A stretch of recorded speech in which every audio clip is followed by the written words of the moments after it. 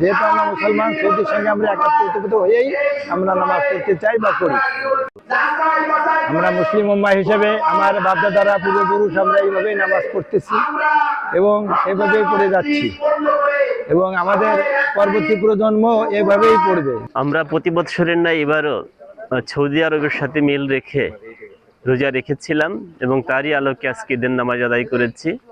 আমরা মূলত চট্টগ্রামের হজরত শামসুল হক আরেফিন এবং হজরত ইয়াসিন আলীর মরিদান মির্জাকিল শরীফের সূত্র ধরেই আমাদের পূর্বপুরুষরা সৌদির সাথে মিল রেখে রোজা রাখতেন, নামাজ আদায় করতেন।